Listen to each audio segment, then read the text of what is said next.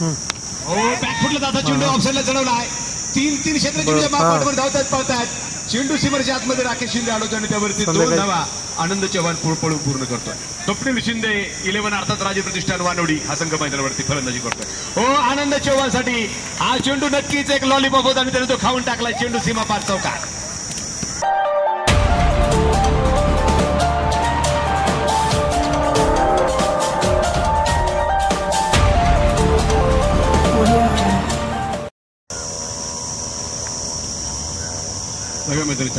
बॅकफुटला चेंडू ऑफसाईडला खेळलाय.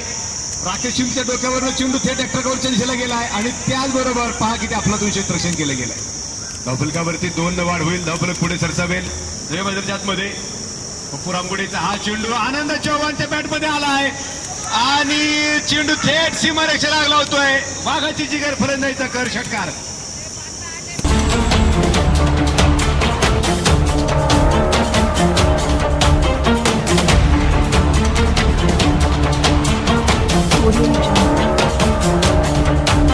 एक जबरदस्त फलंदाजी.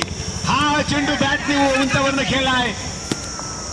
सूरज कोराम चेंडूच्या खाली आलाय. थोडासा उशिरा झेल सुटतोय आणि आनंद चव्हाणला दिलेलं गेलेलं जीवदान. आनंदची बॅट ज्यावेळेस मैदानावरती चालण्यास सुरुवात होते त्यावेळेस आनंदगडे परत एकदा आनंद चव्हाणची बॅट तडकते. पप्पू रामुळेला दुसरा तडाखा दिलाय आणि चेंडू थेट सीमारेषेला अक्षरशः आग लावलोय. षटकार.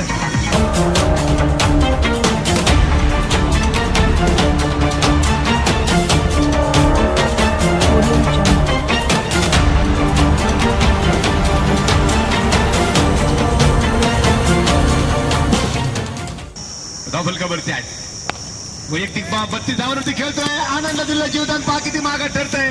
चेंडूने सीमारेषा अक्षरशः फोडले. चौकार आकाश उत्तेकरचा हा चेंडू आनंद चव्हाणसाठी.